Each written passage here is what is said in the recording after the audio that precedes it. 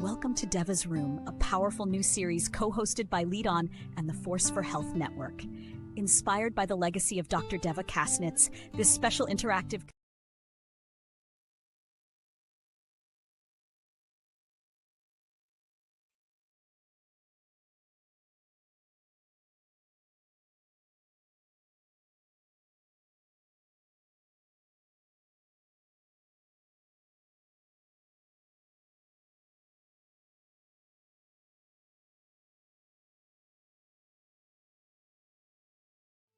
Welcome to Devva's Room, a powerful new series co-hosted by Lead On and the Force for Health Network. Inspired by the legacy of Dr. Devva Kasnitz, this special interactive community chat series is where disability history, pride, and justice come alive through real stories, real conversations, and real change. Join us each month as we break down barriers, elevate voices, and lead on together.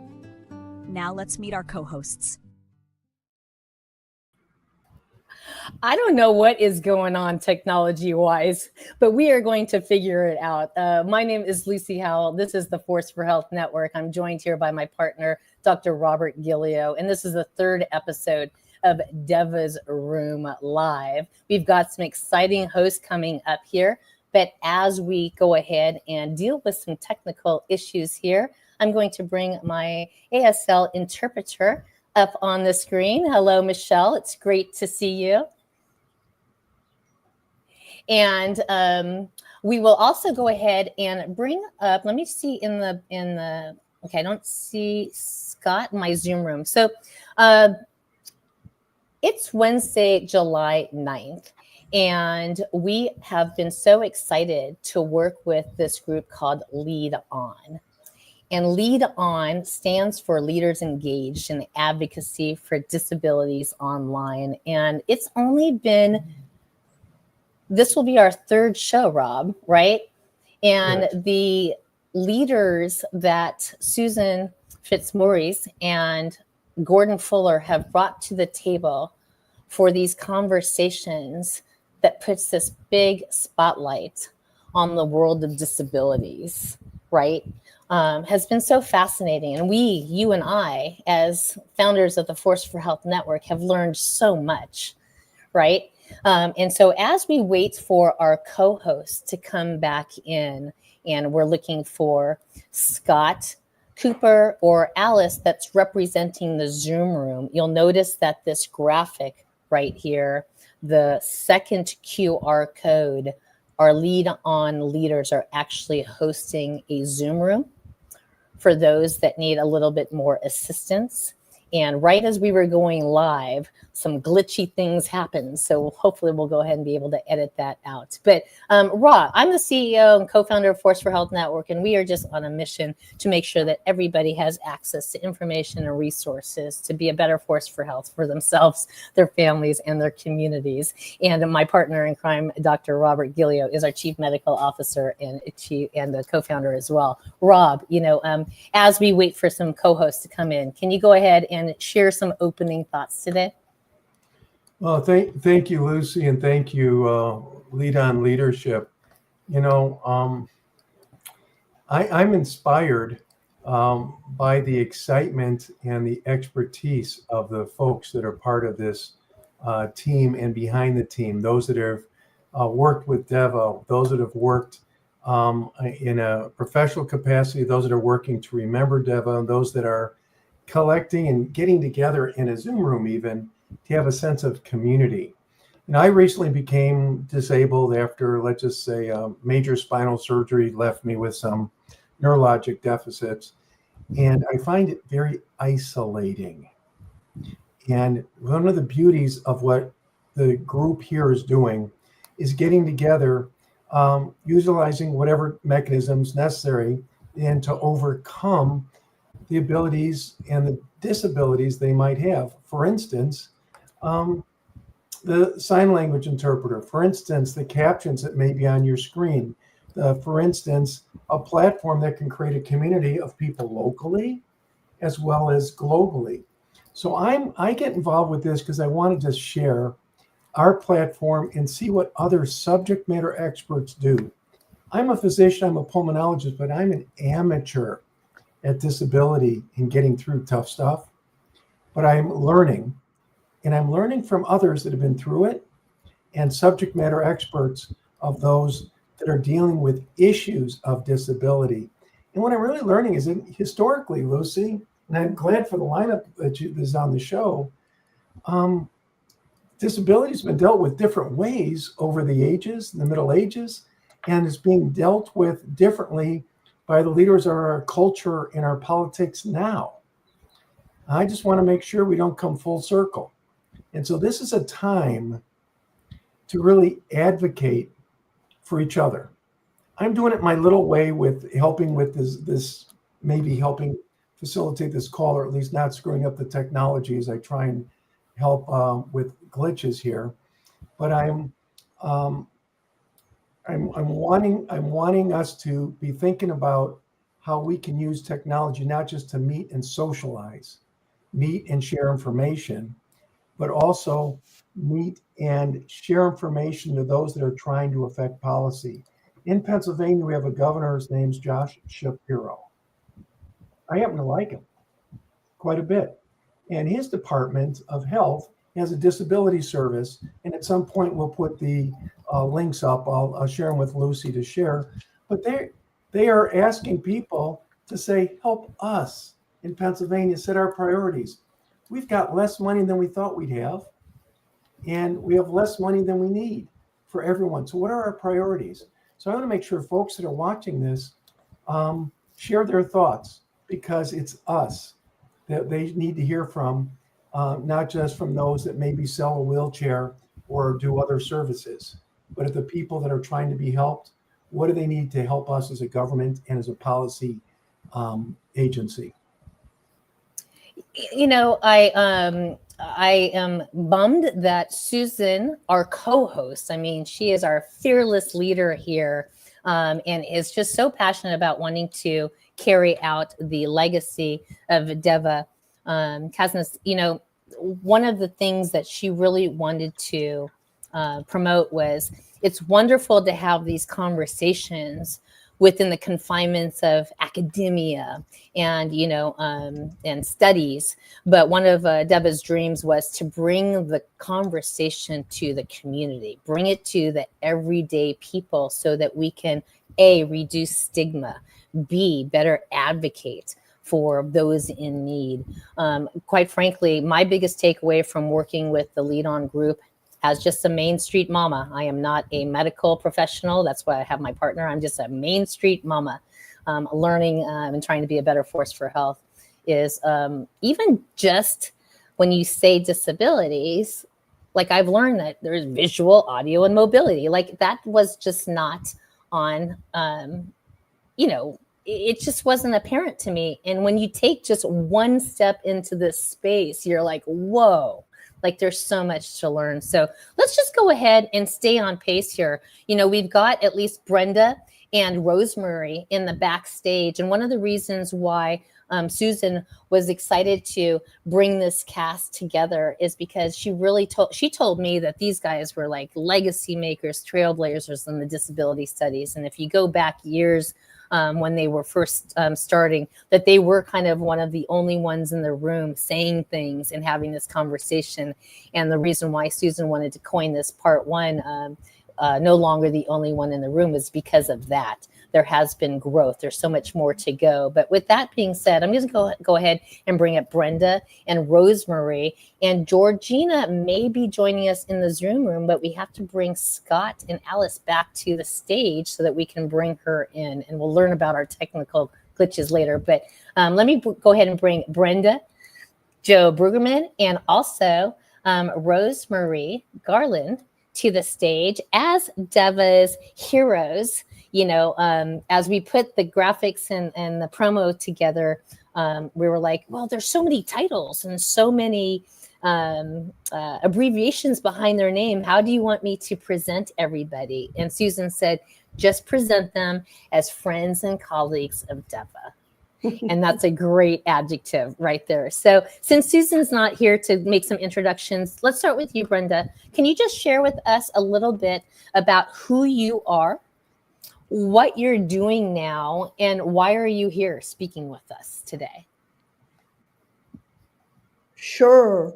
And so I got to say, I've already downloaded and shared off that lovely image since you sent it around of Devva, sort of fairy blessing the three of us, the thing. Devva was someone that I feel that I collaborated with a fair amount on several different rounds with the Society for Disability Studies and with Disability Studies Quarterly in my years. So I'll start. We're hoping we can get Georgina in somehow, as a thing, because I go first and then Georgina was going to speak and then Rosemarie.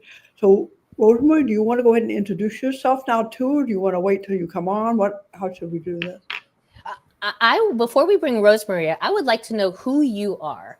Yeah. What do you do? Are you with the university? Tell us a little bit about Brenda. Sure. Well, that goes into the actual part of the conversation. So Brenda Brueggemann, wow. You said legacy maker, and I'm sure that Rosemarie will feel this too.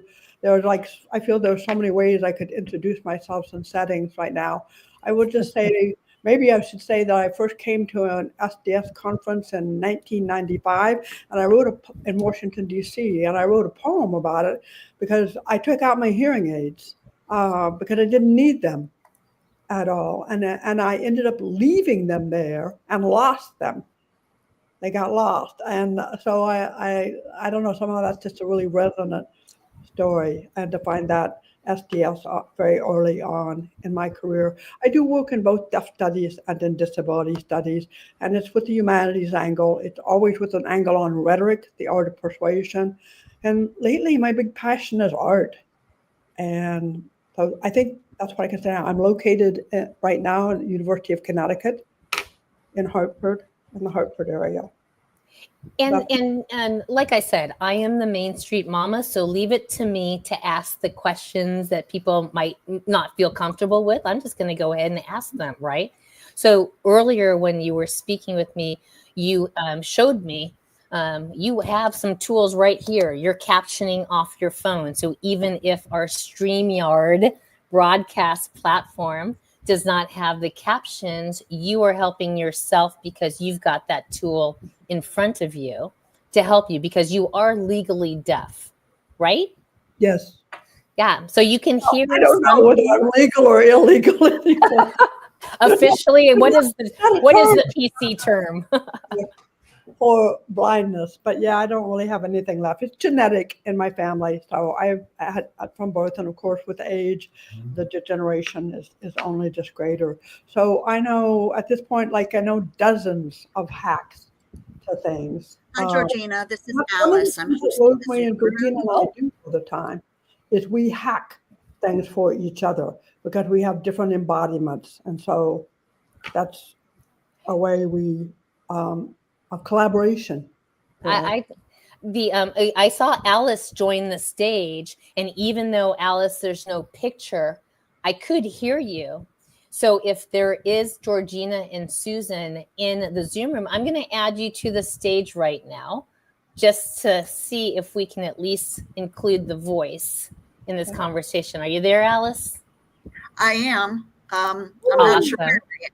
Fabulous. I'm in the Zoom room.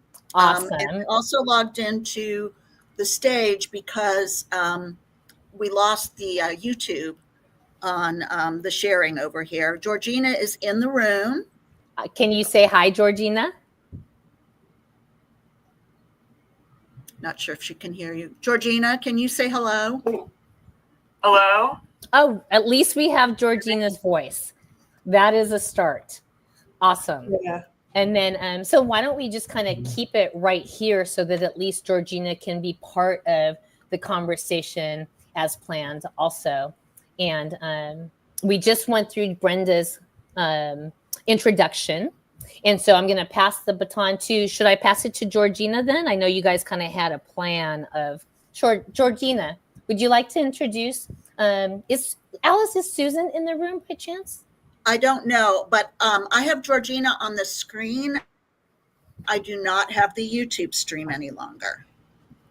Uh-oh. So all we need to do is get you guys a YouTube. Rob, I was wondering, why don't you pop off, Rob? Are you able to pop into that Zoom room and go help give them the YouTube?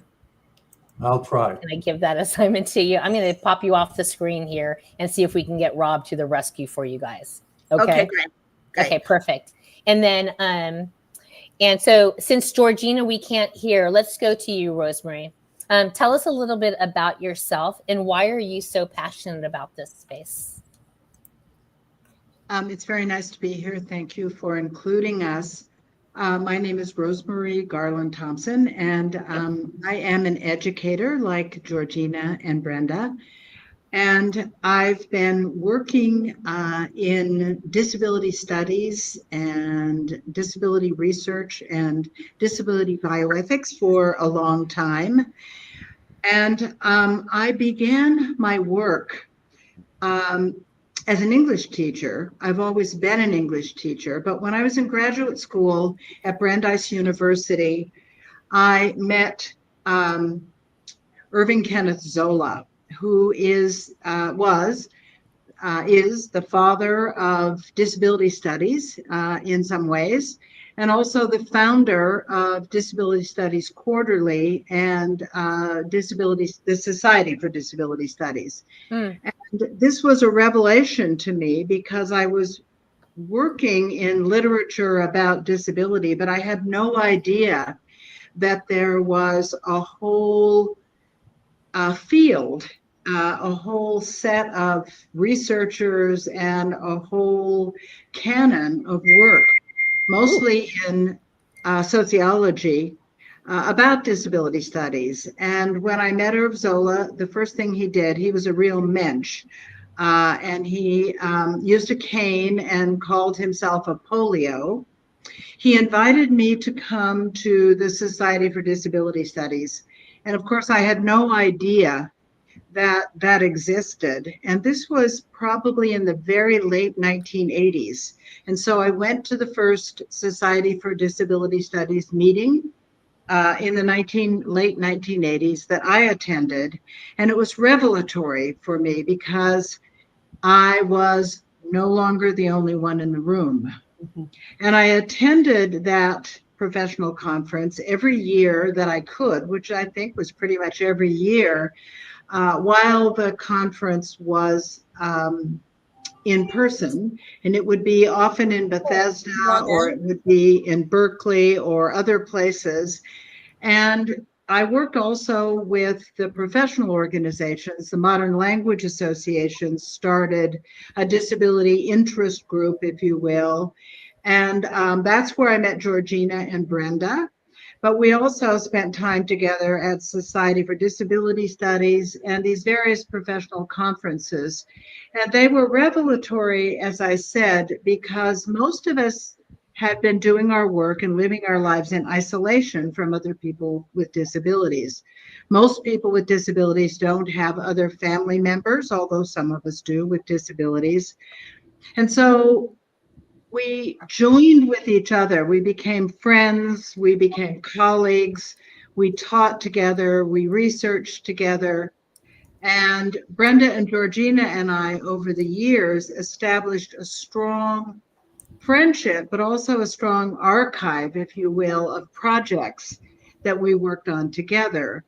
And so we'll be able to tell you a little bit more about the specific projects that we've had, inspired by our colleague Tobin Siebers, when we, share later on in the program.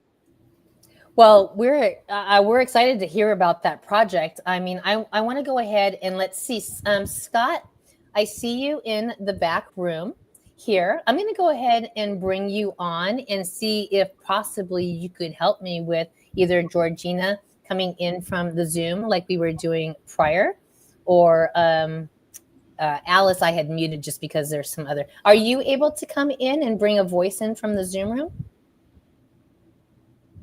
No, I'm on the studio room because I can't be at both places because you get feedback from the audio. Okay. I can only be in one place at one time. So that's why I had to come over here because you kept calling me. Where's Scott? Where's Scott? Where's Scott? And That's okay. I was in charge of sharing the screen. So now that's okay. I think, So we will see you on your segment when you come in. Okay, so I'm going to push you back to the backstage. We'll see you in a second. And then I'm just going to check one more time with Alice and see. Alice? Yeah, I'm getting a lot of echo. Okay. Bummer that we were trying to bring the echo has stopped. Georgina, I see you on the screen. This is Alice. And if you need some help, can you put it in the chat, please? And I see Georgina backstage visually. I wonder if we should try her and see if we could bring her voice in Zoom. I would try to do that. Let's do this. Georgina. Can you hear me? Yes. We can hear you. I'm on my phone. Can you see me? We can see Yes. you, and that's okay. If you want to put this phone a little bit farther away so that we can see your beautiful face in totality. There you go. Perfect. Okay. I don't know if you've been able to hear what we've been talking about. Beautiful. And Alice, I'm going to mute this, and I'm actually going to take that off the stage so that we don't hear that feedback. So, okay, good. Georgina. Sorry about that, but welcome to the show. And I'm not sure if you were able to hear what Rosemarie and Brenda said, but we were going around the room just making some introductions very quickly. Tell us a little bit about yourself and why you're so passionate about this space. My name is Georgina Kleege. I'm a writer and a retired English professor. My last job for the last almost 20 years was at Berkeley, UC Berkeley. I'm a blind person, so this visual medium is kind of challenging, but I've do what I do. I'm very happy to be here because Devva was a friend of mine. You know, she spent a lot of time at Berkeley, so I used to see her around in academic spaces, but also shopping at the farmers market and so forth. So it's wonderful to be here to celebrate her. I don't know if we got into talking about our topic. We were just about to. I mean, we've gone Okay. around the room, and everybody's kind of expressed who they were. But then there's this like need to now we're working on something that was going to be expressed. So I think drum roll, boom. What would you like to share with us? Well, I was going to talk because I think one of the great gifts that Devva gave me, and I think a lot of people who knew her, was the ideas about collaboration. And so I was going to talk very briefly about some collaborative writing projects that Brenda and Rosemarie did together over the years, utilizing different technologies that were available at various moments. And the first that I was going to talk about was an essay that we wrote that was published in maybe 2005. It was called What Her Body Taught. And it was an essay where the three of us each talked about our experiences teaching about and teaching with a disability. So although our sensory and physical embodiment is very different, we had a lot of common stories that we could share about being the blind professor or being the deaf professor, and anecdotes around students maybe being a little apprehensive or uncertain what it would be like to be in the classroom with a disabled professor. To write this essay together, we had the brilliant idea to be together in a space, which happened to be my house in Columbus, Ohio, where I was living at the time, teaching at Ohio State, as was Brenda. Mm. And Rosemarie came to town, and we said, well, we'll get together and we'll just talk. And we will tape record it. and then we will get somebody to type it up, and we'll have a transcript, and we can turn that into an essay. And that's basically what we did. What we learned was that while Rosemarie, everything that she said was beautifully crafted sentences and formatted paragraphs, Brenda and I had a lot of ers and ums and and that kind of speech. So we had to go back and do a lot of editing. How long ago was that? Well, that was in 2000 or 2001. Okay. So those were the technologies that we were using then. Mm-hmm. More recently, we've written together, and we've used technologies like Zoom, where we could get together in a Zoom room, use the automatic transcript, and then use that transcript to edit down into an essay. And the point was both to talk about our collaboration, our friendship, our work together, but also our history of improvisational collaboration. Because I think one of the things that many disabled people know is that one has to be resourceful, one has to be creative, one has to use imagination to figure out how to do things when whatever it is was not designed for people like us. And there's a tremendous power. I think we all do that as individuals, but I think what Brenda and Rosemarie have found over the years is the tremendous power in doing it together as a group collaboration. And, you're speaking my language, because I feel like there are so many incredible efforts happening in whatever health condition, societal issue that there are. But without that kind of cross-sector and partnership and collaboration, it's difficult to rise together. And Brenda, did you want to go ahead and make a comment on what came out of it? What are your favorite takeaways from this sit down? I love long form video, because you can take so much out of it, right? And you can do so much with. Yeah. So Georgina has characterized really well, taking advantage of whatever technology we had available at the time, because we lived in different places and times. So making time zones, making use of that, because we knew inherently that sitting down and trying to draft out a full piece of writing was not. And we've now accomplished, I think, 3 different major pieces in this fashion, basically by talking to each other and making a transcript, and then kind of cleaning it up and fleshing it out a little bit more. And that's the thing that we talk about, that we talk, right? And here you can build most of the metaphors. Usually it annoys me when people use the verb talk. He talks about this in his essay, but they didn't talk, they wrote. But in this case, we were talking and writing at the same time.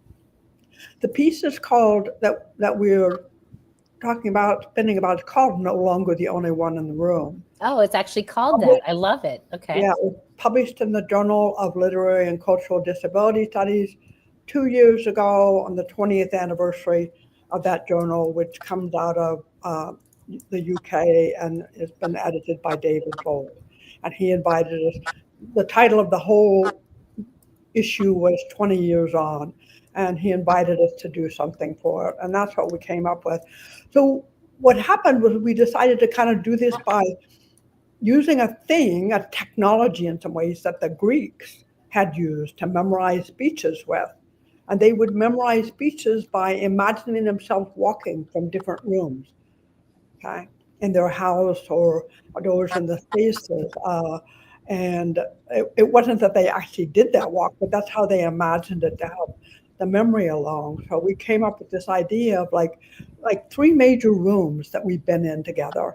And Georgina just talked about one of the middle ones was when we were in her home, in her living room in 2002, and wrote together the essay that's called What Her Body Taught, with the 3 of us.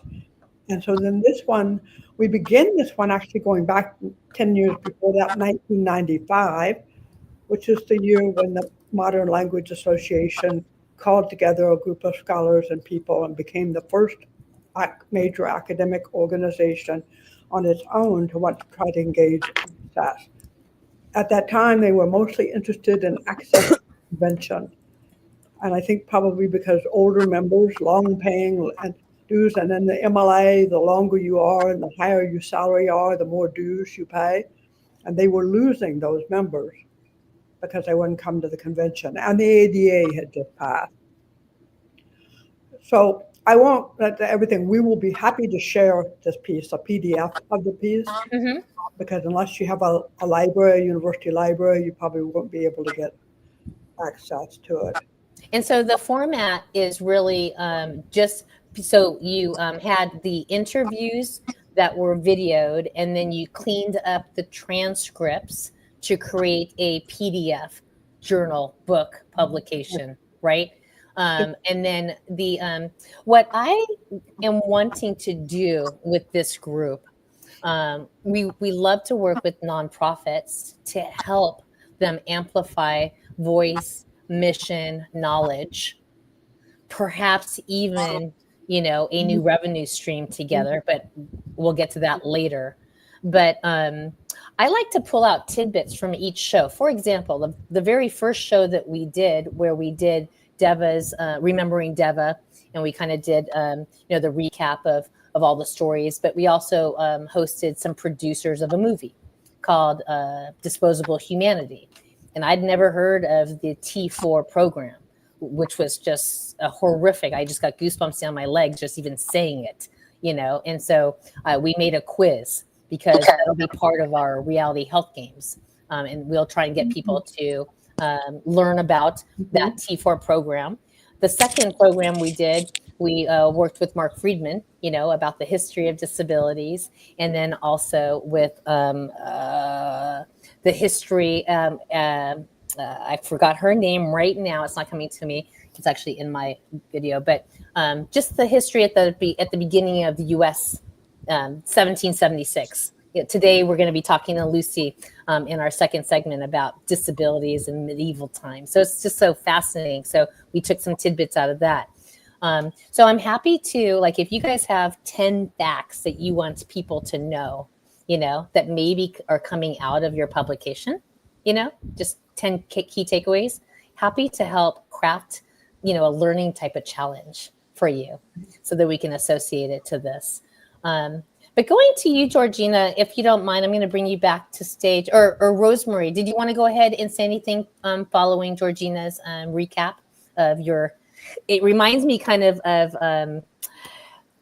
the first women's convention at Seneca Falls, where just a few passionate women that got together and said, we need to change this. We need to get the right to vote happening. And I feel like you guys were a small group of women that got together and just started talking to then go ahead and lay out a path. How would you, and Rosemarie, I think you may have muted yourself. If you want to unmute, do you have any thoughts or feedback from what Georgina or Brenda have shared? Sure, I'd be happy to amplify that. We are girlfriends together, and that's important. So Georgina described some of the, let's say, academic kinds of products that we have created together, but we traveled together. We went to Society for Disability, as I said, and other professional conferences together. We've done research trips together. And that's where I'm saying we're girlfriends together. And when we go out into the world together, we experience the barriers that the world has put up because the world wasn't designed with us in mind. And I think one of the most wondrous and generative and affirmative things that we do is that we work together because there are different barriers for us in the world. So the way my body is, for example, makes it impossible for me to interact with machines in a very effective way. So I don't type, for example, but it also makes it very difficult for me to do something like put my suitcase in the rack above my seat on the airplane. It also makes it very difficult for me to do things sometimes with implements like forks and knives and other kinds of tools that are designed for the expected kind of hands and the expected kinds of fingers.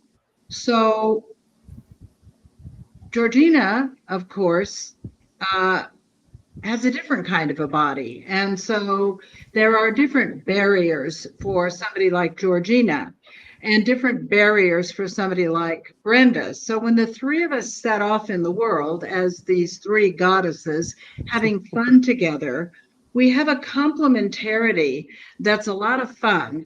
And one of the best ways that we exercise it is traveling and like going out to dinner together. So one of us will read the menu for the other person.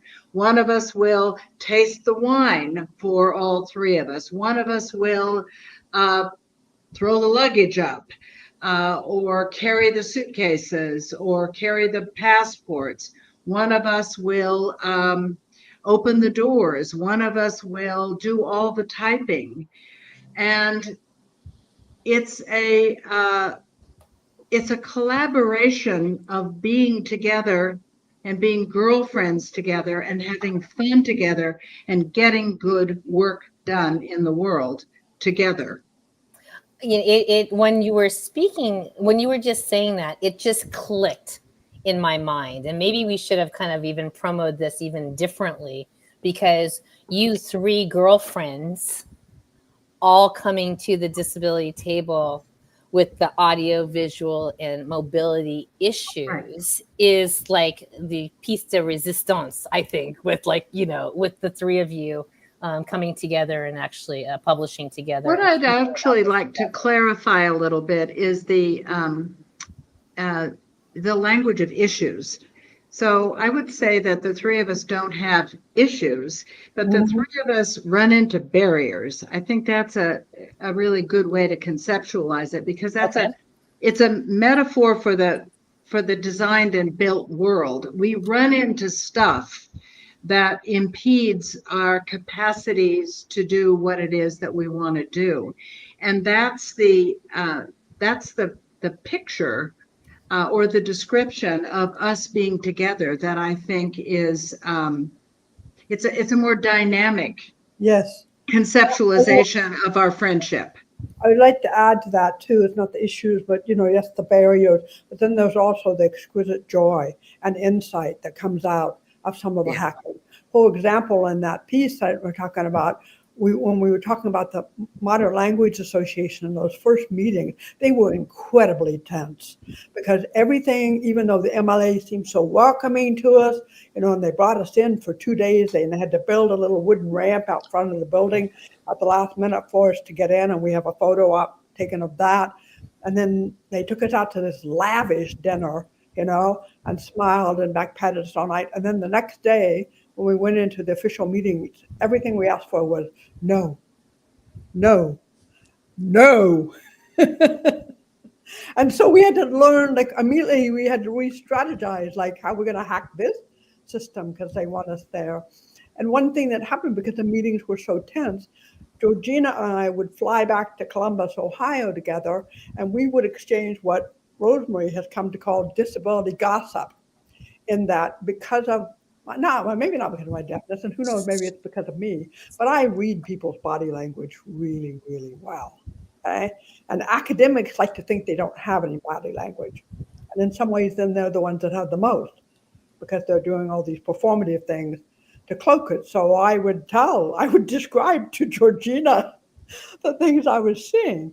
And then Georgina would tell me about the tones of voice that she was reading across the room, the icy tones and changes in that interpreters and captioners don't really capture. So that's an example. And really it turns into also like an invention of something new. So there's a barrier, there's an issue, but there's also whim and intervention. Well, and I think that this is exactly the reason why we're trying to have these conversations, so that we can have a safe space to be imperfectly perfect, right? So like, I love knowing when I have zero intention of being, not politically correct. I'm just speaking. And it just gives an opportunity. Rob, who helped over on the Zoom room and now is watching on Facebook, put this in. He's always correcting the term social determinants of health into social barriers of health, because they're not determinants. They're barriers that are just recognized. And you just basically corrected me that they're everybody has issues, but there are barriers, and we are learning about all of them as we go. And I just would like to share that just in my 6 weeks of working with Lead On, Gordon Fuller is not here. He's on his way out to Maui, Hawaii. But he's one of the architects of Lead On. He always said, it's the disability space that actually created innovation in AI to begin with, just because you had to almost solve for those barriers for accessibility. That was always a great thing that he said. And I, when I'm out and about, I always try and go out and about in my community every week.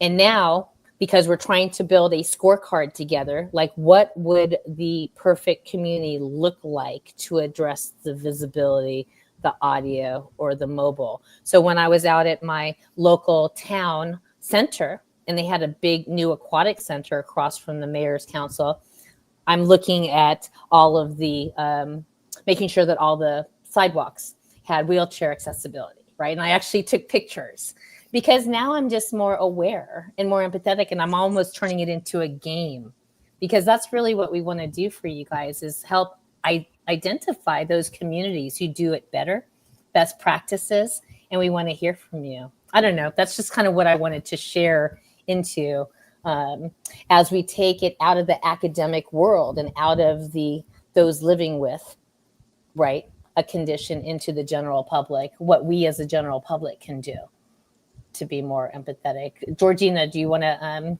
kind of just circling around here. We've got about 5 more minutes on this topic, and Susan is still not around.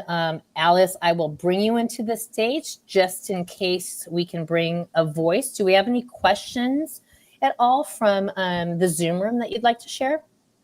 And I think she might be getting an echo, so, and you're on mute. Alice. Okay, maybe not. Let's go ahead and go back to Georgina. Can I ask you a question? Sure. So when I think a lot of people, and again, I'm speaking from mainstream, right? When somebody says they're blind, I'm going to assume that you are blind and you can't see. But you obviously are interacting with us in a way that if you wouldn't have told me, I wouldn't have known, And so do you want to just kind of speak to the breadth of when you say somebody is visually impaired, what that actually means?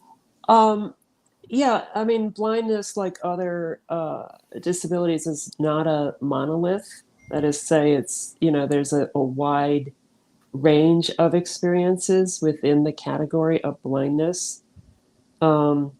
So there are people who are born blind without any visual experience at all.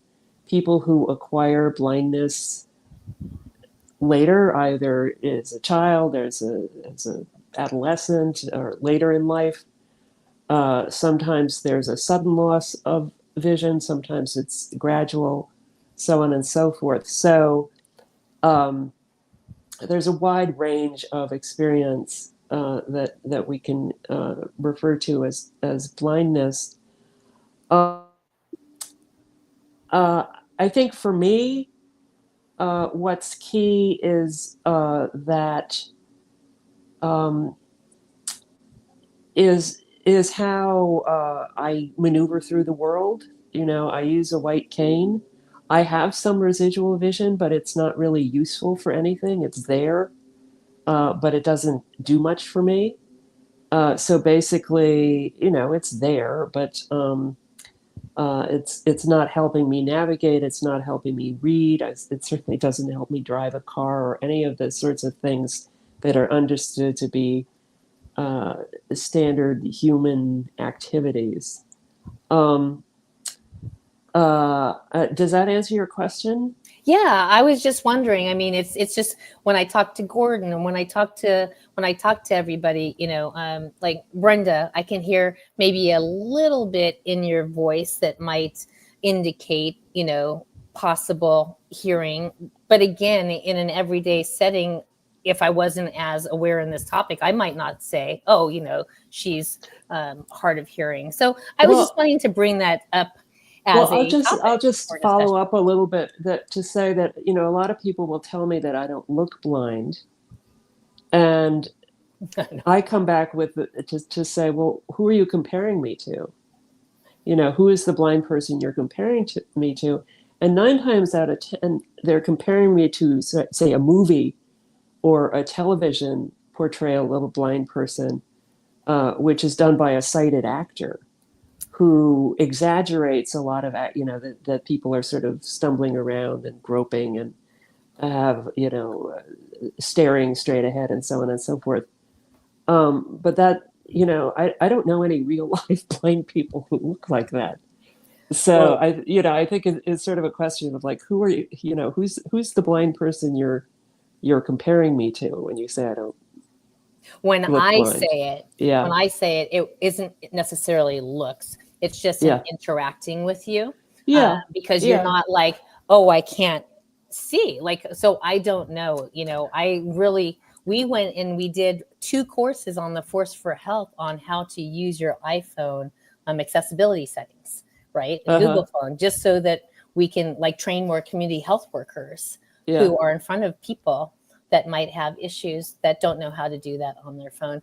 I feel like we could talk forever on this. I'm trying to stay timeline here. Let's go around the circle really quickly until we get to our next segment.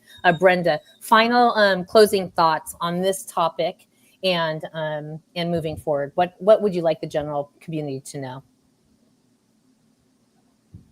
I think this whole thing that we've talked about, the lifetime that we all experienced, feeling like we were the only ones in a room, and then discovering you aren't, and then turning it to your advantage. Because I have the great sense of working now for 30 years with college students, and that's what I've seen over a lifetime with college students with disabilities, who by and large, had IEPs or files behind them, at their school. I know we're supposed to share, and when they come to college, only 2% of freshmen are declaring disability. But by the time they get to the senior year, those numbers in colleges are up to at least 12%. Not just because college disables them, it's because there's no community to belong to. It's not a way to thought about themselves. And so I also think about what we've done and are doing, and many of us legacy people in the community is modeling ways for this and cross disability collaboration. Yes. And that's what I really love. I love doing things in the deaf community, but I love the cross disability hacking that goes on. Exactly. Cross disability hacking that then if you really talk to, I think in the fit family forced world, we're 1 degree of separation away from knowing somebody that has a disability. That's what I think. Rosemarie, final thoughts as we close out the segment. Yes, thank you. I wanted to talk about 3 things. First is what we call disability expertise. So Brenda and Georgina and I, and of course many of the other people who identify as disabled in the world, are experts. We have been disabled. We've been living with our disabilities for a long time. And we know how to be in the world, and we know how to use our technologies in the world. We have been able to find each other and to be able to work with each other. And that form of expertise takes some time to develop. And it's often understood that it's very disadvantaging to become disabled when you're a child or to be born with a disability. But in fact, it's exactly the opposite. It's a great advantage to start early rather than to have to wait until old age in order to gain disability. And so that disability expertise is important, and it relates to the other concept, and that is disability gain, or what is sometimes called deaf gain. And that is that we don't lose things, but we actually gain expertise, we gain capacity, we gain a richness to life by experiencing what the world thinks of as our disabilities, and that they are not harms to us, although sometimes they feel like harms and they're interpreted as harms, but they are often and can be and will be benefits. And one of the most important things for people to be able to experience, all of us, whether we identify as being disabled or not, is the richness of disability culture. And so that's where something like the work that's been done in institutions, whether it's education or other kinds of cultural institutions like libraries or museums or art in general, the richness of disability culture is being brought forward more and more and more now as the world is becoming more accessible and people are exposed more to disability knowledge and disability culture in their educational and public settings. And that disabled people can actually, through desegregation, to be out in the world more. It's a much richer disability environment for all of us to live in. And that's a benefit to all of us. I love that. And it actually, we've got a couple comments coming in from Facebook. Dr. Rob is out there watching, and he says, cross disability and ability collaborations add more resources and awareness, period. That's why we're here and doing this together. Disabilities are not just for disabled to care about and to try and deal with. We have Sharon Pennock coming in from Facebook as well, saying, I 1,000% agree with this, or 100% agree with this. Thank you, Sharon, for commenting on. And then lastly, the word barriers can be overcome, right?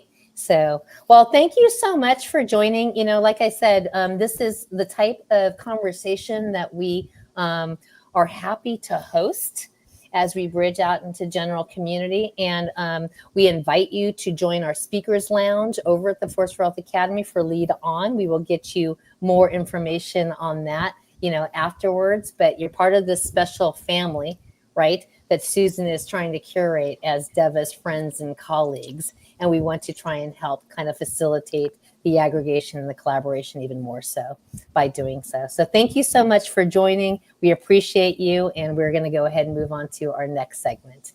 Thank you. Awesome. Okay, well, as I transition over here to the next segment, I am going to pull up a couple of folks here to the stage. Our next segment is really one of our partners on this initiative is Scott Cooper. I'm going to bring him to the stage right now. And he is the founder and executive director for an initiative called It's Our Story, which I love that it has a familial foundation with you and your son here. And Scott, I don't want to speak for you. Why don't you go ahead and take a minute and let everybody know what It's Our Story is all about. And then I have a 6-minute video that I'd like to share that you were participated in with the power of digital media, right? In one of the high schools that you worked at, that you worked with in this process. It's not one of your interviews, but I thought there was one that you shared that is very timely that I wanted to share, and then we could talk about it. So Scott, welcome to the stage. Thank you, Lucy. Hi, y'all. I know some of you, and when you go to my website, you probably know that I know people that you know. So it's a long journey of capturing the narrative of disability in America, but that's what I've been doing the last 20 years, the It's Our Story project. So this piece was done back in 2011.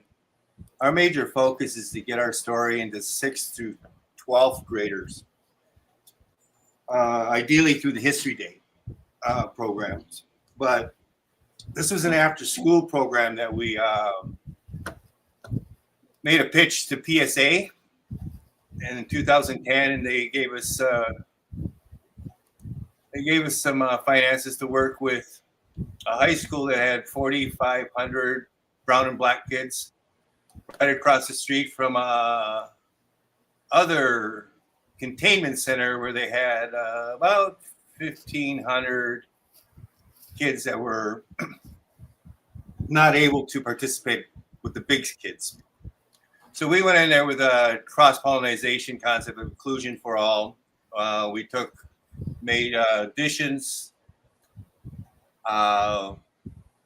We created 5 teams of 4 different classifications: gifted and talented, mainstream, special education, and then someone from across the street.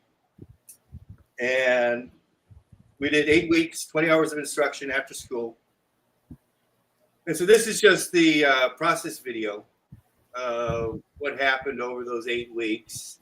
And then I'm going to put into the chat when I can see where it is. I'll put links into all the kids' work. Let's go ahead and watch this, right? And then we can kind of talk about it. The reason why I was so tied to this is because Reseda, which is where Cleveland High School is where I grew up, San Fernando Valley, right? That. And so I thought, of course, LA is the town of arts and entertainment. And so I loved watching this, and I was like, this is what we're all about. Everybody has a story, right? It's our story. So let's go ahead and watch this really fast, and then we'll come back and talk about it.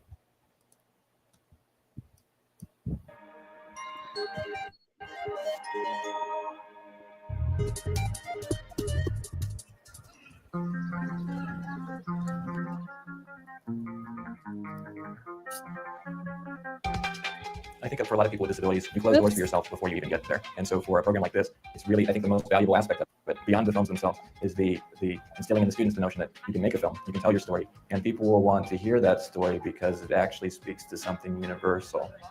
When you see them get it, that spark of knowledge, that excitement that people get when they're creating, there's nothing like it.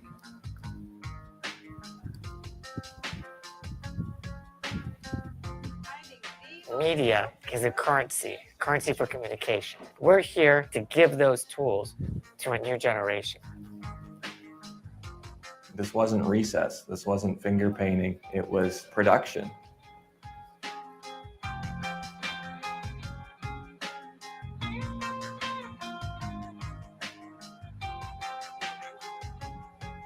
The VSA has been leading the way for decades, and we approach VSA with the concept: let's teach people with disabilities how to make films. A project like this is really crucial, especially as a high school student, that you're able to interact with people you wouldn't normally see. I feel we're different, but I don't think it's a bad thing. Like, hey, there's 1 billion people on the planet. We're bound to be different anyways. We had 2 people in wheelchairs. We had 1 person on crutches. We had 2 people that had autism. We had 4 people that were developmentally disabled. And we had 1 partially blind. So we had the gamut of what you can be in terms of disabled. When I play Uno with my friends, I like to make the game fun and exciting by playing around with them. The reason I make this movie because I want everybody to feel happy. And the movie called Sense of Humor. If you look at me, you don't know that I have sense of humor. The team leaders were all great at helping their team members access their skills, get the creativity going, working with each other. It also showed, I mean, they all had different disabilities, whether it be, hearing impaired or eyesight or physical, but it just showed that it didn't matter if we all have disabilities, we all have abilities, and we can do anything as long as we're giving the right equipment and the learning process, and there's someone there to help, and we can end up helping each other. I never personally just worked with people with disabilities before in this capacity. And it was challenging for me because filmmaking is a challenging occupation. It's challenging to learn it, it's challenging to engage in it, and it's certainly going to be challenging to teach it. I'm afraid of being in a deserted area by myself. When I say deserted, I mean I'm afraid of being in a busy area when it's completely empty. Sometimes it was like a little bit stressful, like when it was crunch time and we're trying to finish and we're trying to meet our deadlines. Yeah, because I remember the tension you feel when it was if everyone trying to finish their film on time. The two twins, it was also great to meet them because obviously they're very similar, but their projects turned out to be very different and both very inspiring about art and fear of being alone. Melody together in harmony for me to enjoy. The pictures let me show my weirdness and my quirkiness to the world. I was just simply amazed at the transformation that took place, not so much even in my own daughter, but within all the participants. Everybody was sharing just joyfully and truthfully, and it was a very, very moving experience. When these kids came on that last day and they saw each other's work, and then they saw their own work, and they saw people laughing and crying and clapping and responding to what they had to say, no matter how simple and basic they thought it was, they saw the power of their authentic voice. Telling the truth about yourself is okay. Really, for me as a teacher, and I've taught a long time, it was challenging, but it can be done. There has to be worked on. But as a first time, I was surprised that we got everything done. And, because it's a miracle when you got everybody to finish their project in a short period of time. This is a multimedia, interdisciplinary, hands-on initiative, and it's never been done before. And here, not only did we break ground, but we broke boundaries. Take two. So let's go and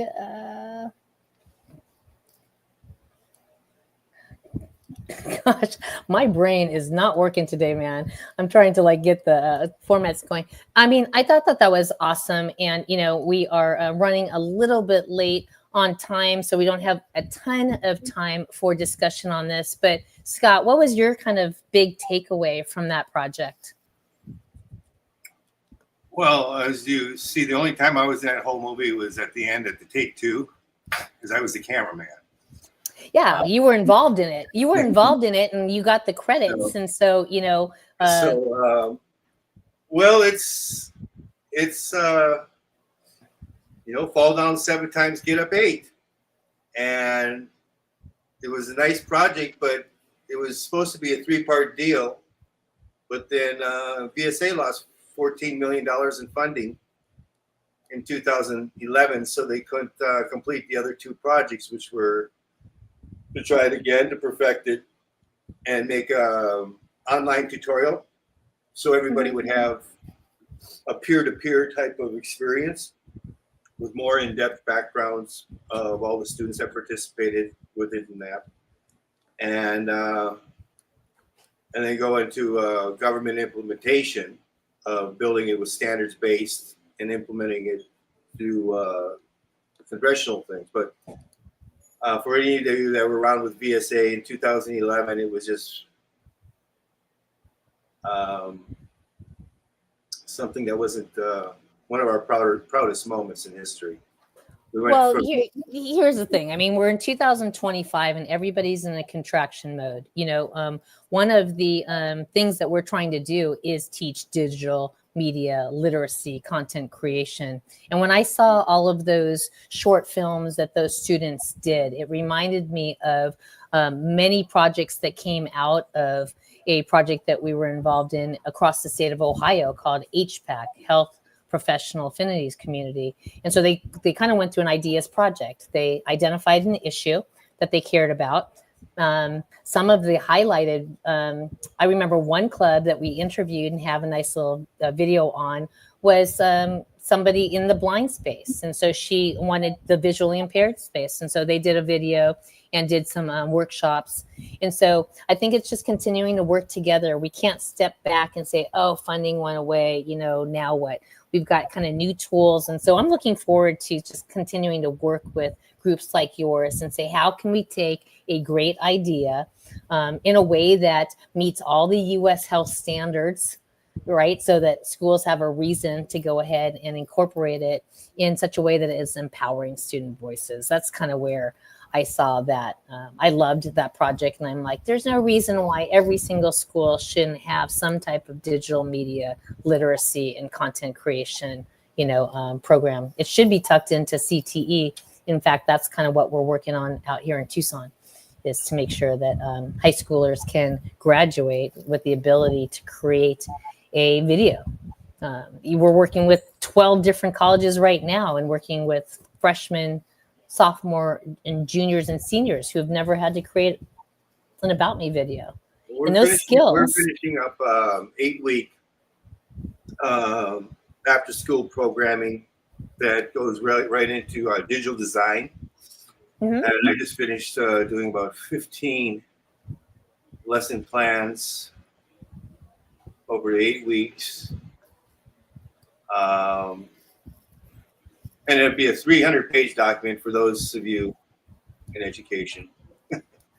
Well, I think that that's awesome. You know, again, and that. So we keep on working and supporting any pathways into the middle and high schools with an exit strategy to college. Yeah, well, I continue. I'm sorry. There might be a little lag. I continue to learn from this group, the leadership group of Lead On, and what you're trying to do with your disabilities history digital museum, the hundreds and hundreds of video stories that you've created. So that's why we wanted to make sure that It's Our Story had a voice in this Devva's Room series, so that we can go ahead and, you know, include you and amplify. In closing, I really want to do a call to action on this, because I've been working with Devva for the last 2 years. Once a week, we would meet, and our whole objective was to create a directory of archives.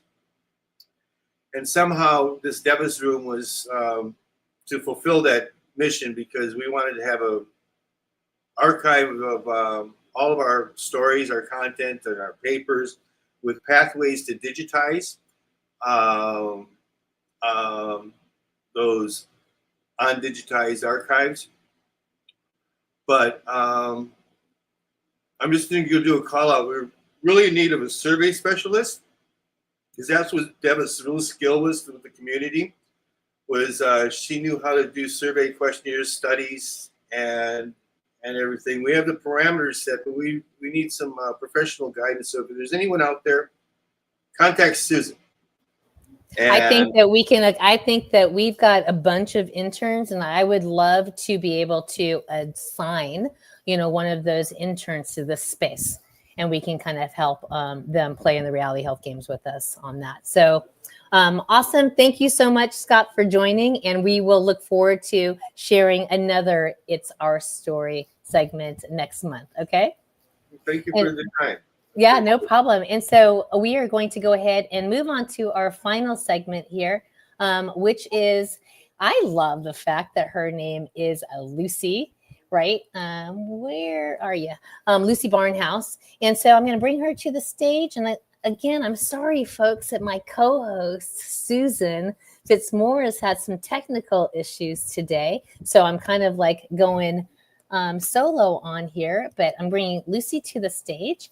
And I was going to have Susan introduce you, Lucy. So I'm going to go ahead and just have you introduce yourself and tell us a little bit about yourself. And we're excited to kind of learn, take a history, you know, ride with you in terms of what disabilities looked like in the medieval stages. I just think Excalibur, that kind of comes to mind.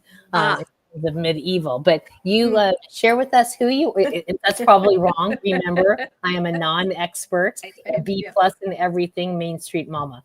But welcome to Devva's Room, and tell us a little bit about yourself. Okay, well, I am here in the very distinguished company of our first three speakers by the kind invitation of Lori Umansky, who is a colleague of mine at Arkansas State University.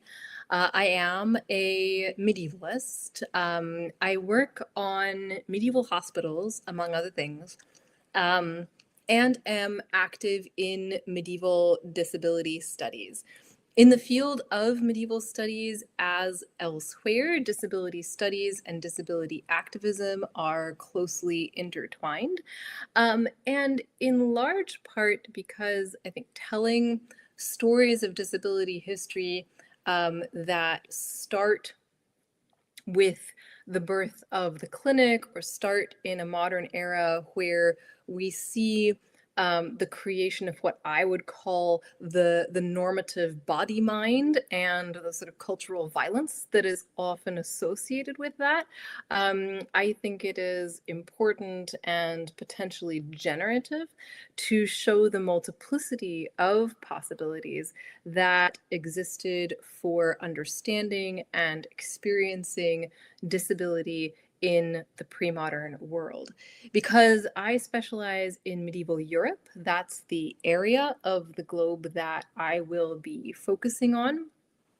I am presuming about all of you that I'm speaking to an audience with a rich variety of what Professor Garland-Thomson has called disability expertise, and to an audience without much knowledge about medieval Europe. So that is the set of assumptions I'm going in with. I'm delighted that we have an ASL interpreter here. I have made some slides that I'm going to share here. I'm also going to be attempting to sort of narrate them as I go, so that if you're unable to see the slides, you shouldn't be missing out, I hope.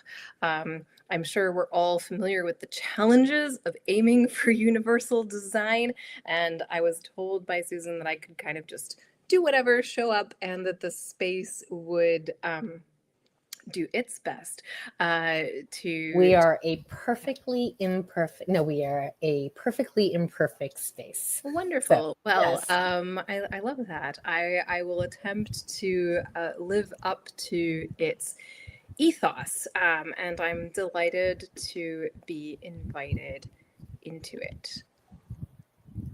All right, I'm going to allow, I'm going to allow screen sharing gradually.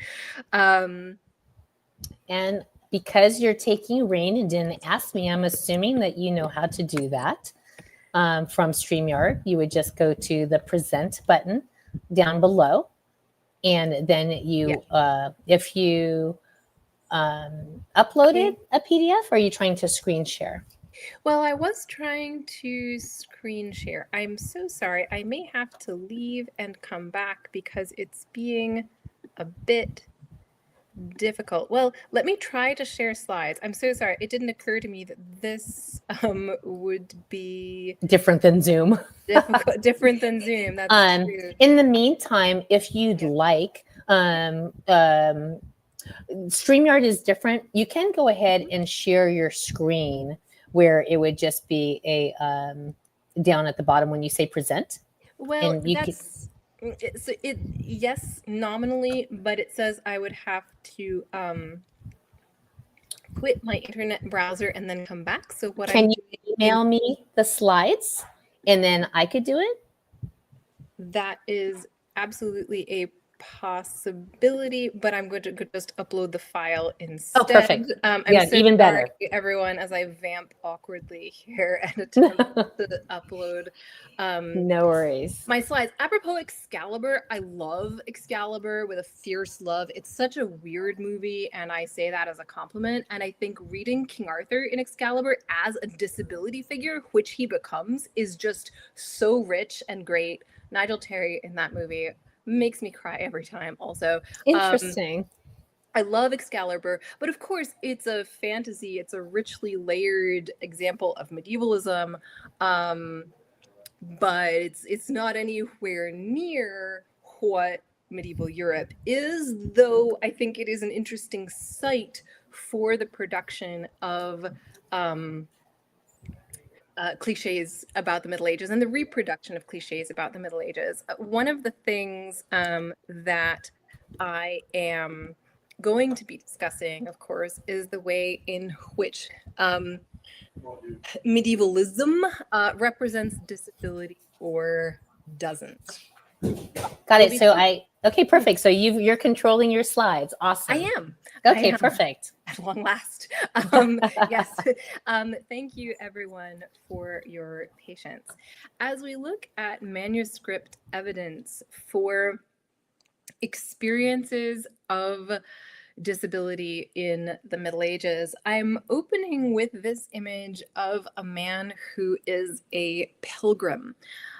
In some image descriptions, he is described only as a beggar. And I think this is because his robe is patched, right? He's obviously fairly poor. And he also carries a giant bag over his shoulder. And it's also fairly clear that this bag is meant to receive gifts of alms, of food and drink from individuals and institutions whom he meets along his way. But what I'm really interested by is that he is also wearing a broad-brimmed hat to keep off the sun, and on that hat is pinned a seashell. And that seashell is the badge of those who completed the pilgrimage to Santiago de Compostela, a very popular pilgrimage site in medieval Spain. And since this man appears to be blind, he is walking with a stick, his eyes are closed, and he's also using a guide dog on a leash. This tells us that the man is both a man who is blind and a man who has journeyed a long way from his home intentionally to visit the shrine of St. James, to embrace the saint, as many pilgrims still do today, that he stayed in pilgrim hostels or monasteries or hospitals along the way and is now going forth on other journeys. So it shows us his intersecting identities, in other words, I would argue, as well as exemplifying how we know about, for instance, the use of mobility aids and guide dogs in the Middle Ages, forgive me, because of course we don't have archaeological evidence, right? Archaeological evidence may tell us about prosthetics, but it wouldn't necessarily tell us when a stick is a mobility aid, for instance, or when a wheelbarrow is a mobility aid, and etc. and so on. Picking up on some of what Coach Lucy has said, medieval Europe especially is often imagined as a place of disability in a pejorative sense, I fear. Not in the sense of disability gain, nor in the sense of the rich diversity of human creation, but in a time when surely society itself imposed disability on many. And because it is, in my view, all too common to view historical narratives as moving continuously and teleologically towards progress, right? Towards things being better than they were before, the Middle Ages coming so far before our own 21st century moment, when we can see clearly how hard-won gains like those made at the MLA have been, and when we can see how much there is left to do, how precarious those gains are or can be, we can imagine the Middle Ages very easily as a place of greater exclusion, greater ignorance, and greater segregation. And I'm going to argue that none of these things are true.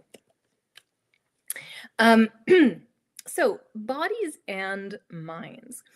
I'm going to be using the language of both impairment and disability in this talk. As the very eminent speakers of the first half of our evening said, disability is often a matter of the barriers that the world creates. As those of you who can see me will know, I am slightly visually impaired, but my visual impairment in the 21st century is something that can be more or less erased by a non-stigmatized aid. I wear glasses, and glasses are not stigmatized the way that the mobility aids of many of my friends and colleagues are, right? So I'm going to use the words, of impairment to refer to types of impairment that in themselves are absolute, right? Well, even that is a fraught term, but if we'll put an asterisk by that and agree we can have a scholarly discussion about that. But deafness, blindness, types of mental impairment, and disability. In other words, the ways that the world is made inaccessible for those with a range of impairments.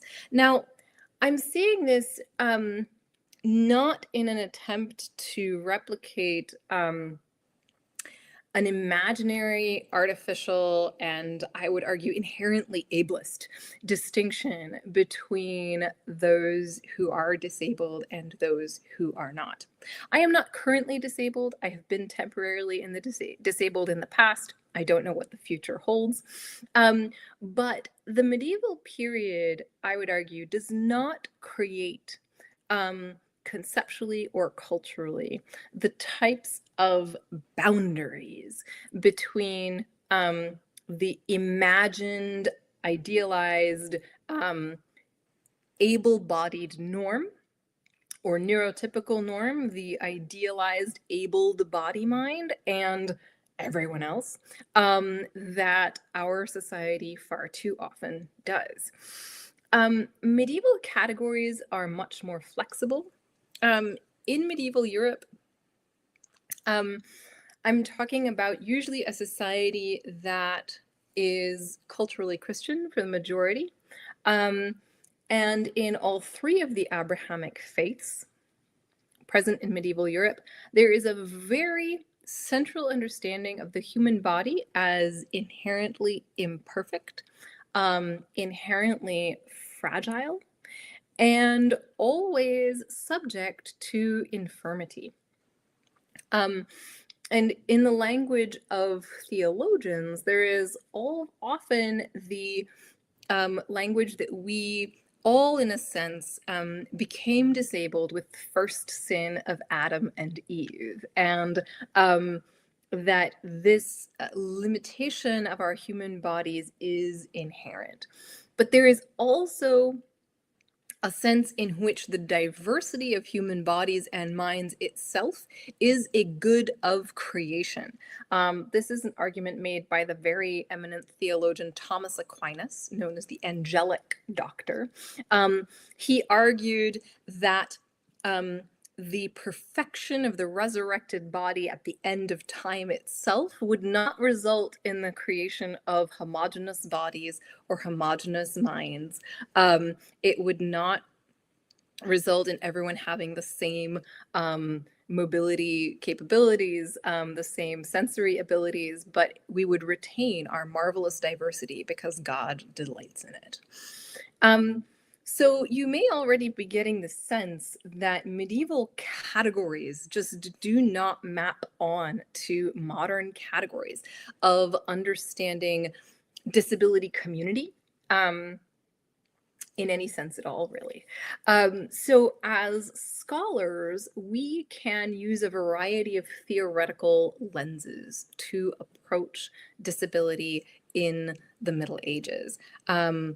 We can look at how medieval people understood disability through a religious model. We can use a social model, a cultural model, or, though this is least common, a medical model. And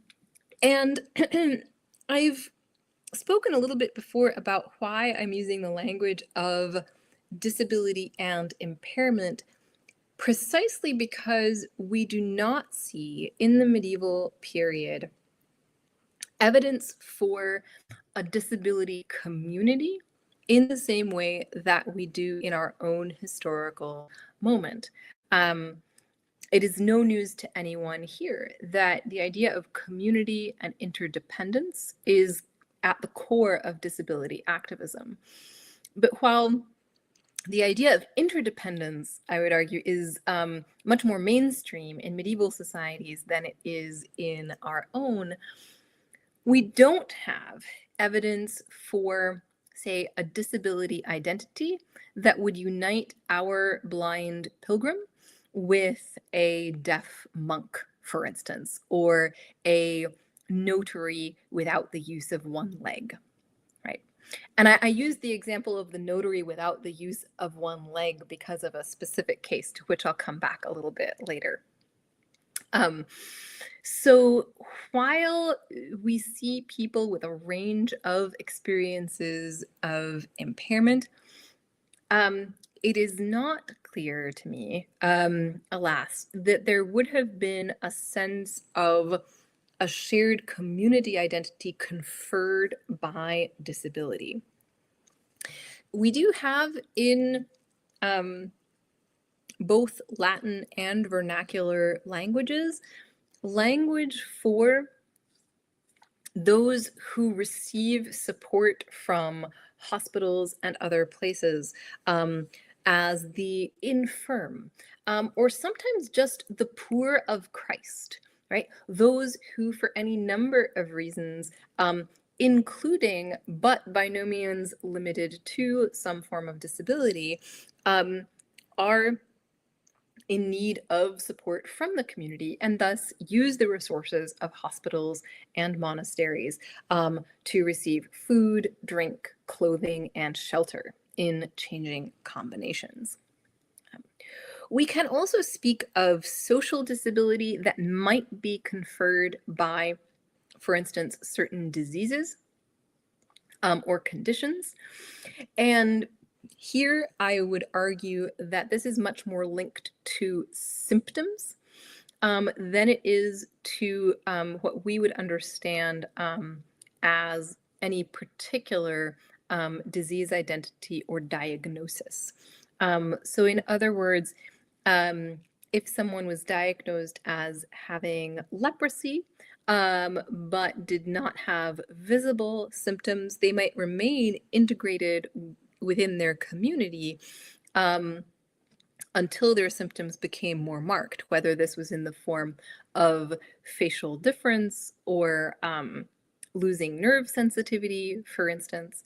In the case of what the medieval sources call madness, those with symptoms that were disruptive to the community or that made people at least perceived as a danger to themselves or others would have very different experiences than those who may have been troubled by their own mental illness, but were not necessarily as disruptive to the community as others.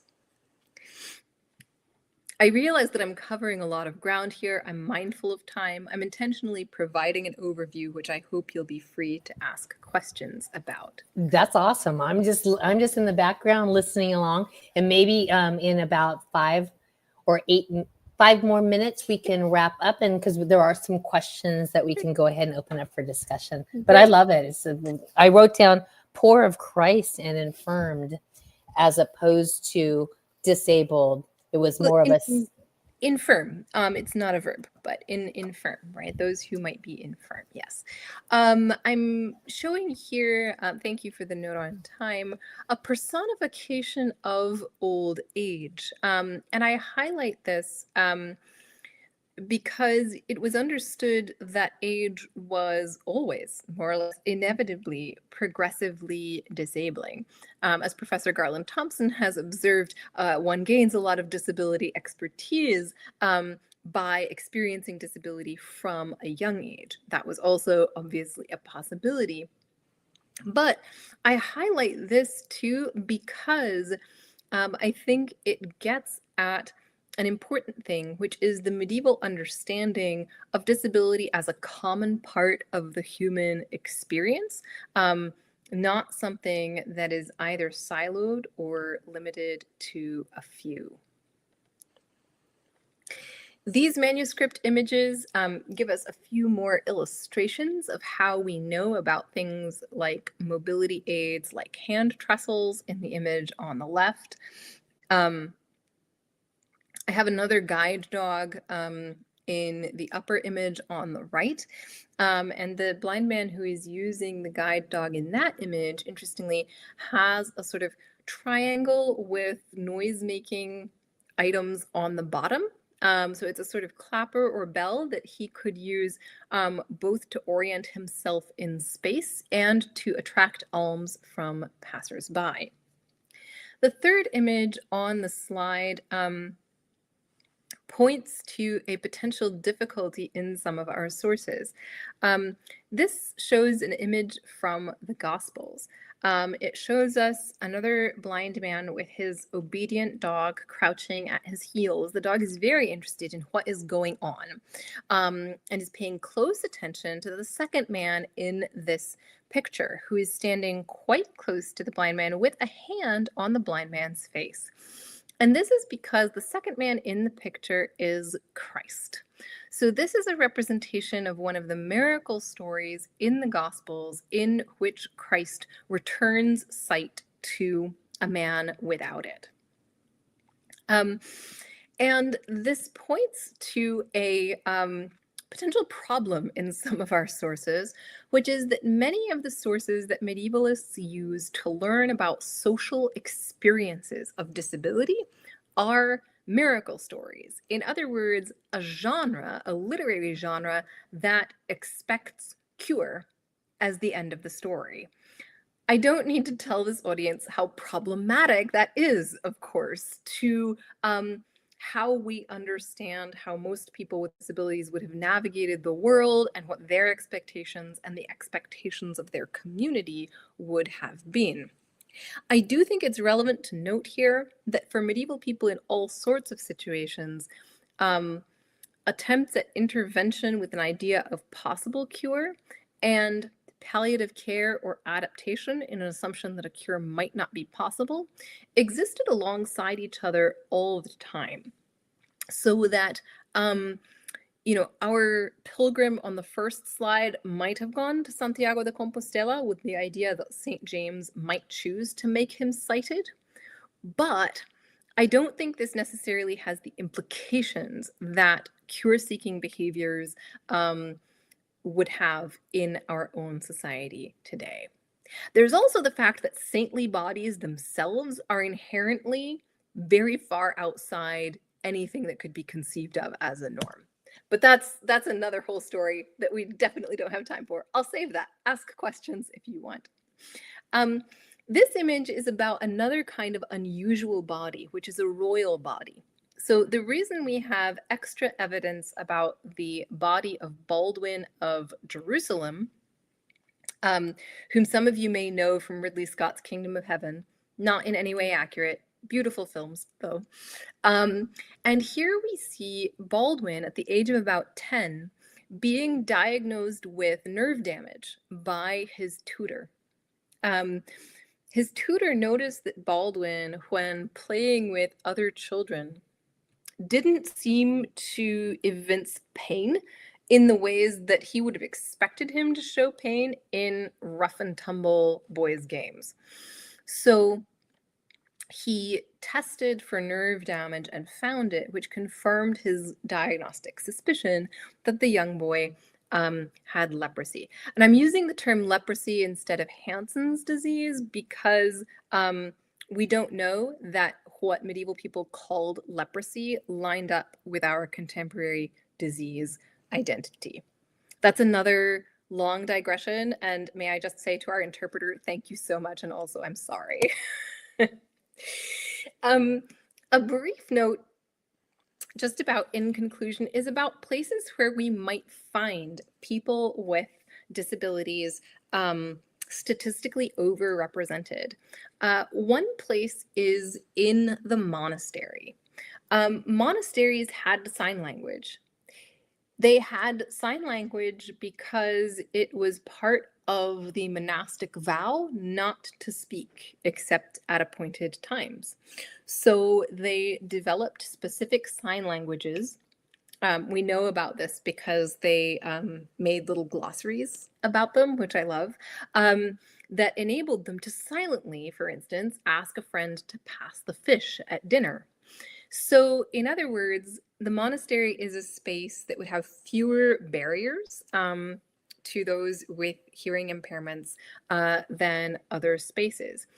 Obviously, taking a vow to live in a monastery your whole life would also mean that you know what to expect in terms of the built environment all the time. You have a set routine. You don't have to learn new sets of stairs. So visual impairments would also be less disabling in the monastery than they might be elsewhere. It's hypothesized that those with mental impairments might also have often found good homes in the monastery because of the ways in which monastic routine and community worked to accommodate all their members. There's also music, especially music composition. The image on the slide here is of Notker Balbulus, or Notker the Stammerer, who was an eminent composer of music and some poetry in the early Middle Ages, during the time of Charlemagne. And his contemporaries really admired him and his skills, his intellect.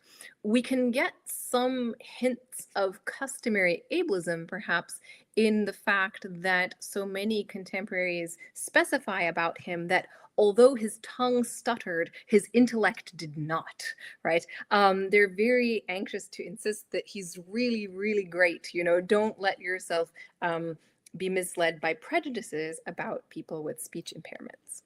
And there are also notarial careers, as I mentioned earlier, which we know in part from anecdotes about parents who look for good careers for their children who are clever, but prevented from entering the family business because of different physical abilities than their parents. So inclusions and exclusions in conclusion. Sorry. We see in medieval Europe both institutions and community care. We do not see in medieval Europe the kind of institutions of confinement and control that would come into being with the formation of the early modern state. And I use that in the derogatory sense. But we see both hospitals that provided care and support, almshouses that provided care and support, monasteries, obviously, and community integration. And most scholars of medieval disability, I think, agree that integration would have been the norm. I was frankly shocked in Scott's video to hear one of the abled students speaking about entering into a project with people she normally wouldn't see.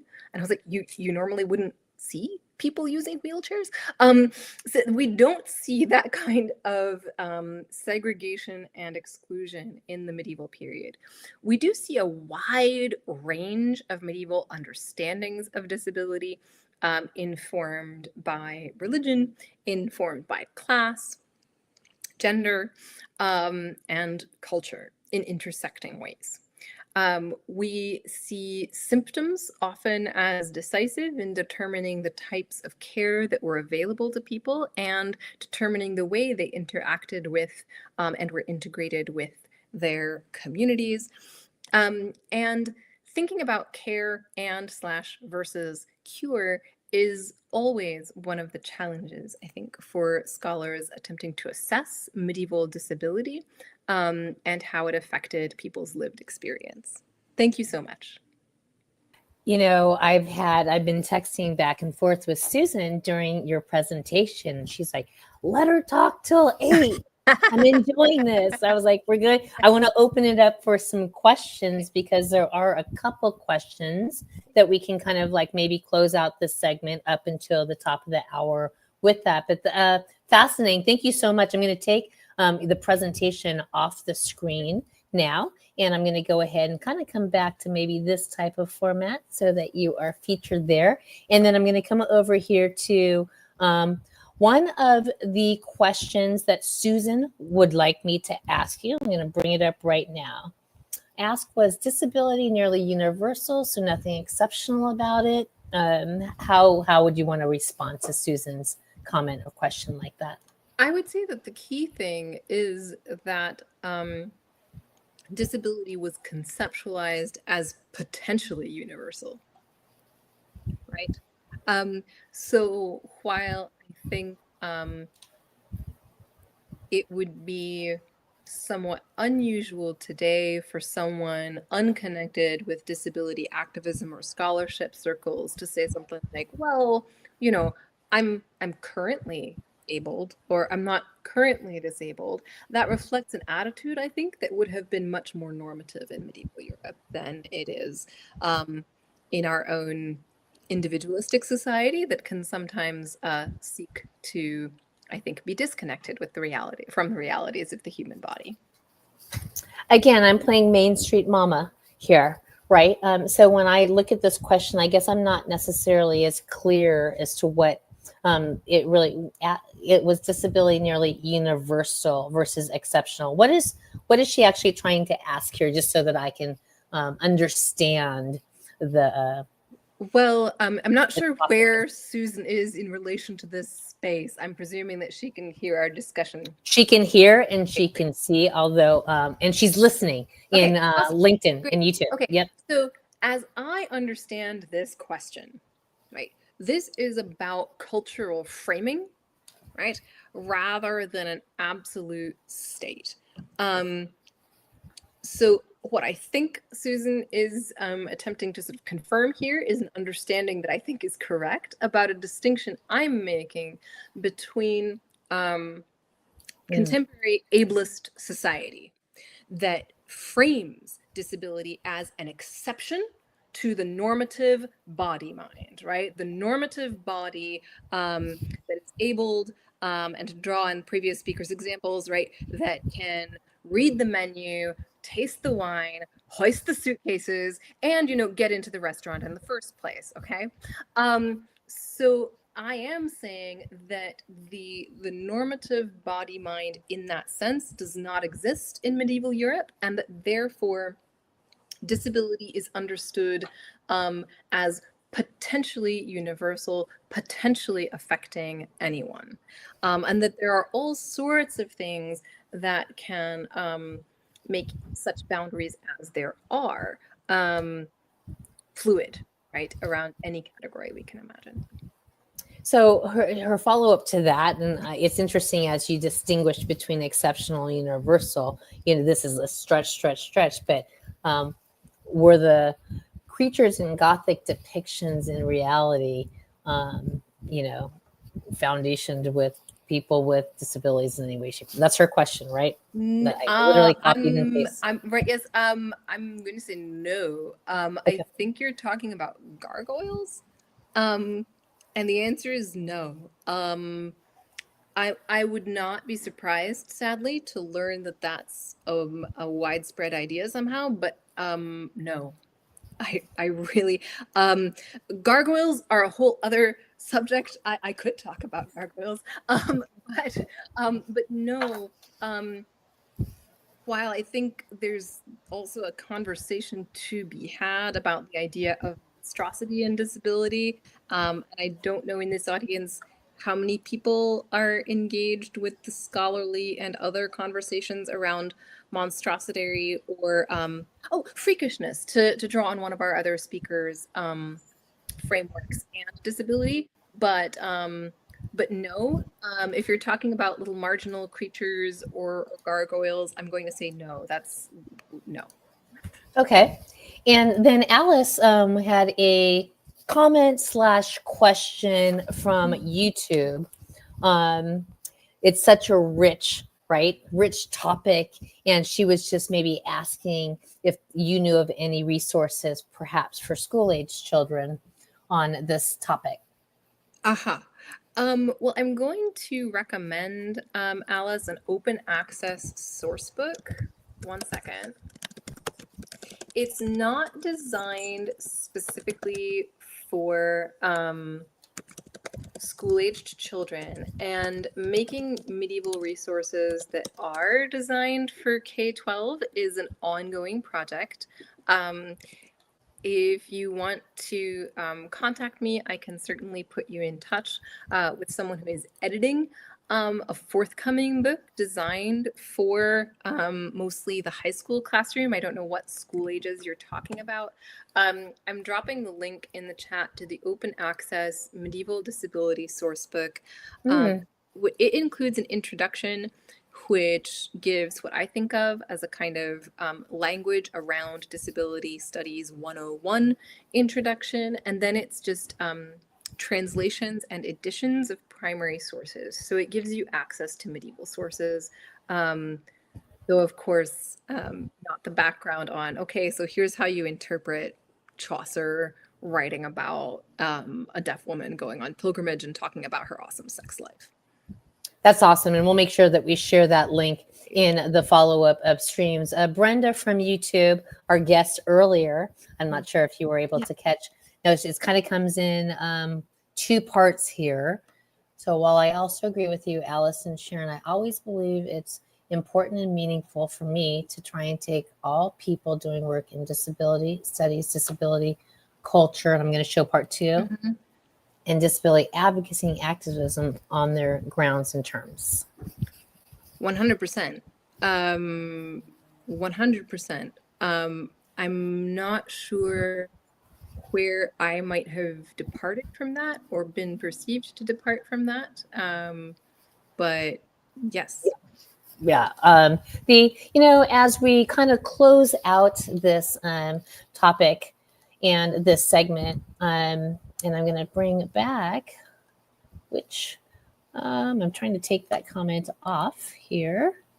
Comment, come off. Where are you? It's my bad. I'm sorry. Because it was a banner, not a comment. Okay. As we close out, kind of like bringing around full circle, are there anything that comes to mind that we can learn from the past and apply?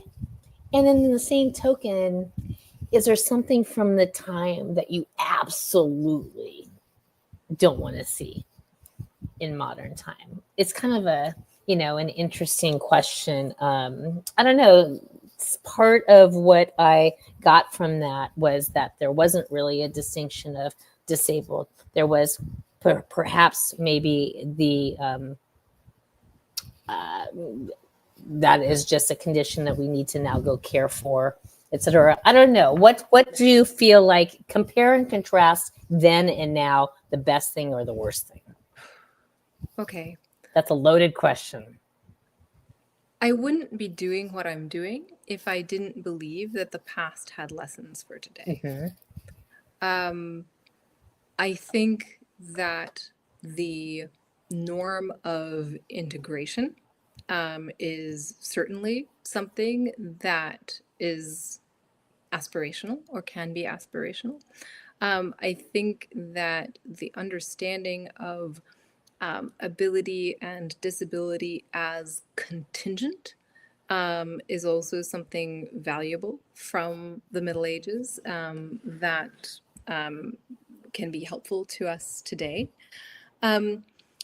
Certainly, I do think something that is very valuable and rich in our communities that the earlier speakers addressed is the creation of coalitions and community, activist coalitions and community for those with diverse types of disability expertise.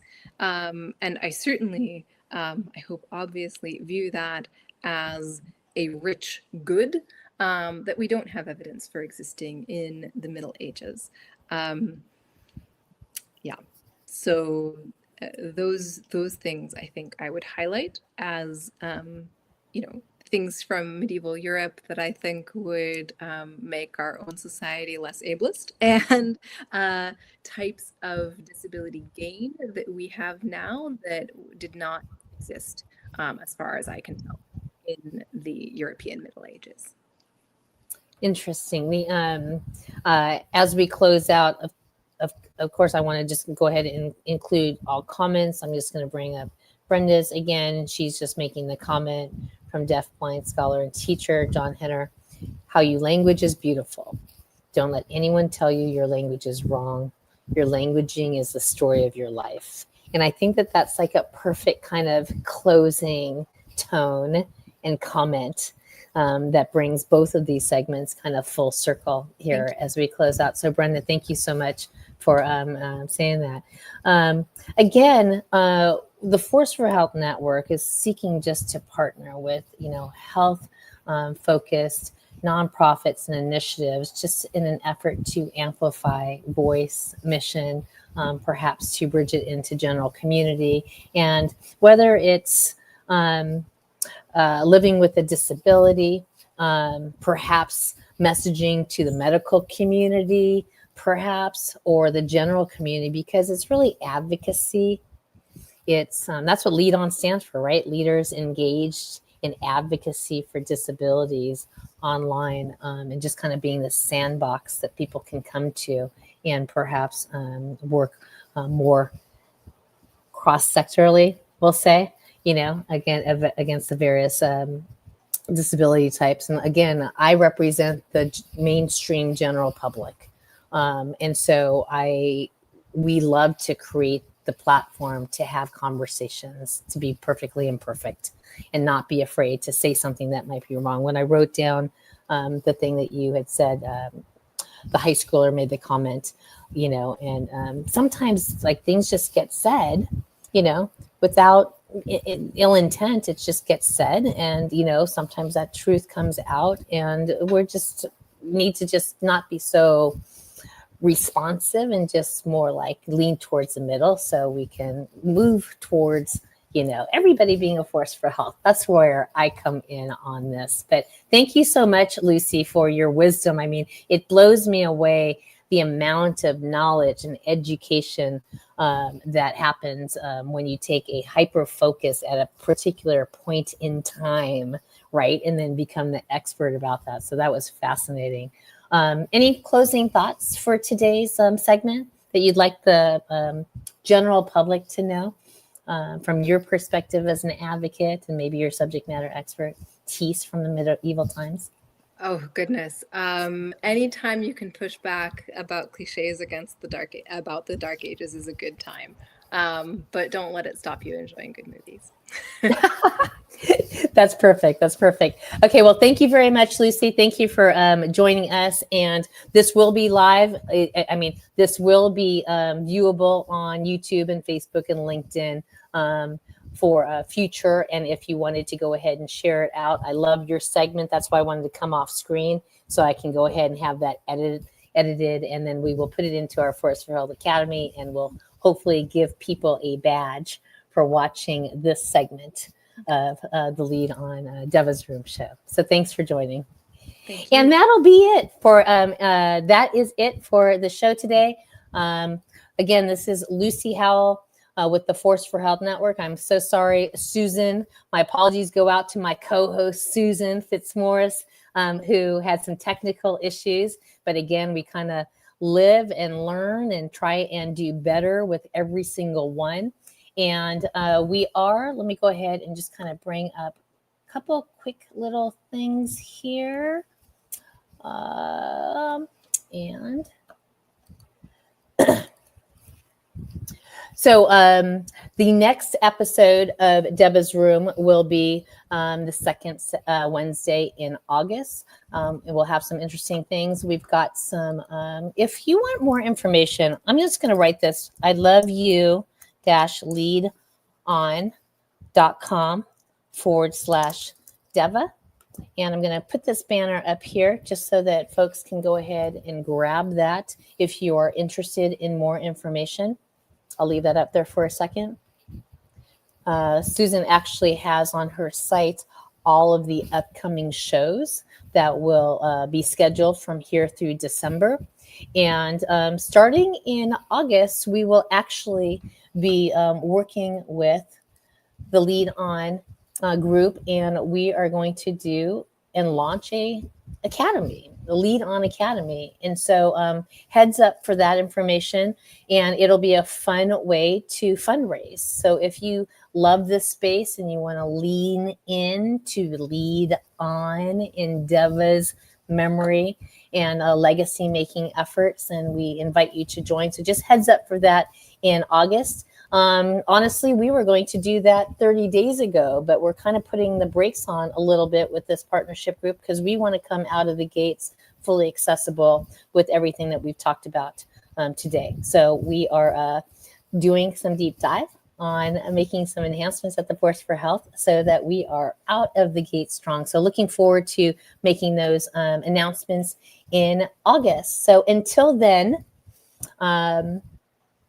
learn it, live it, and share it. Hopefully you captured something from today's show that you can now live it.